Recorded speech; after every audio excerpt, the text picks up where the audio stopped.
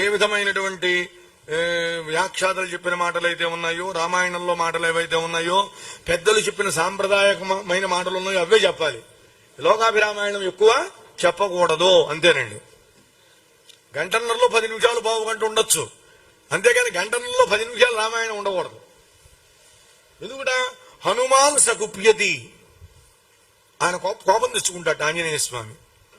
అందువల్ల ఈ వెనకాల వచ్చిన వాళ్ళంతా ముందుకు వచ్చి, రామచంద్ర సీతమ్మను చూశాం, లంకాపట్టణంలో ఉంది, చిక్కిపోయి ఉంది నీ వియోగంతో అన్నారండి.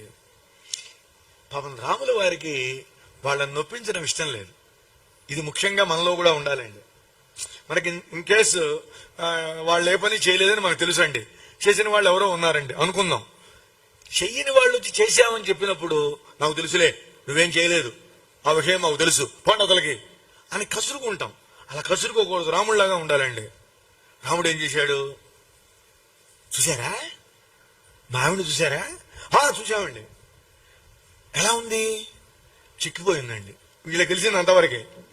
వెంటనే ఈయనన్నాడు, క్వసీత వర్తతే దేవి కథంచమయి వర్తతే.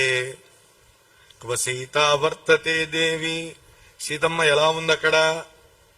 శారీరకంగా మానసికంగా పెట్టాడు మెలికే, అయిపోయింది. కథం చ మయి వర్తతే, నా యందు ఎలా ఉంది అన్నాడండి. ఆవిడ మనసు ప్రవృత్తి నా విషయంలో ఎలా ఉంది అనంగానే ఈ ప్రశ్న వేస్తాడని తెలియదు. ఏదో బహుమానంగా మెచ్చుకుంటాడనుకున్నారు కానీ ఇట్లా అడుగుతాడని తెలియదు. అసలు ఎట్లా ఉందో వీళ్ళకేం తెలుసు? ఏదో ఆయన చెప్పాడు కాబట్టి చిక్కుపోయింది అన్నారు. ఏం చేయాలో తోచక పాపం వెనకున్నాడు ఆంజనేయ స్వామి. ఉంటే చోదయంతిగ నోమంతం సీతావృత్తాంత కోవిదం. సీతావృత్తాంతాన్ని బాగా తెలుసుకున్నటువంటి ఆంజనేయ స్వామిని వెనకాలకు వచ్చారటండి. ఆంజనేయ, ఈయన చాలా పెద్ద క్వశ్చన్ వేశాడు, మాకు ఆన్సర్ తెలియదు, నీకు తప్ప ఎవరికీ తెలియదు, పద అని చెప్పి వెనక నుంచి ముందుకు నెట్టారు. ఎవరిని? ఆంజనేయ స్వామిని. ఆంజనేయ స్వామి వచ్చారండి. రాగానే అడిగారు, ఏమయ్యా ఆంజనేయ అన్నారు. అంటే మీరంతా కూడా చెప్పారు కదా నాన్న. లేదండి, చూసింది ఆయన మేం కాదు చెప్పేశారు వీళ్ళు. ఏదో ఆనందం కొద్ది చెప్పామంటే చూసింది మాత్రం ఆంజనేయుడే. ఏం ఆంజనేయ ఎట్లా ఉందన్నారు. ఆ మహానుభావుడు వెంటనే చేసిన పనండి. వెంటనే ఆయన శ్రుత్వాతు వచనం తేషాం హనుమాన్ మారుతాత్మజః, తన వానర వీరులు, తన ప్రియులు, తన సఖులు ముందుకి నెట్టంగానే అర్థమైంది ఆయనకి.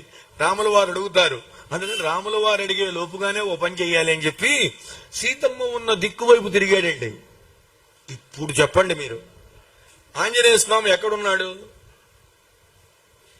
ఆ కిష్కింధలో ప్రస్రవణగిరి మీద ఉన్నాడు. సీతమ్మ ఎక్కడుంది? దక్షిణాన లంకాపట్టణంలో ఉంది. అక్కడ ఉన్న ఆంజనేయుడు దక్షిణ దిక్కుకు తిరిగి సీతమ్మ తల్లికి నమస్కారం చేశాడు. అంటే అక్కడి నుంచి చేస్తే వెళుతుందా? వెళుతుంది. మరి ఆంజనేయ స్వామి నమస్కారం వెళ్ళినప్పుడు మన నమస్కారం శ్రీనివాసుడికి ఎందుకు వెళ్ళదు? నమ్మకం ఉండాలండి. ఇంకొక మాట, మనం సంధ్యావందనాది కర్మలు చేసేటప్పుడు కూడా లేచి అందరం అండి, అసలు అందుకని సంధ్యావందనం చేయాలి. గాయత్రి మంత్రం చేయాలి అంటే అర్ఘ్య ప్రదానం వదలాలి. అది వదలాలి అంటే ముందు పవిత్రత మనకి రావాలి. ఇదంత పెద్ద చార్ట్ అండి. ఏం చేస్తాం?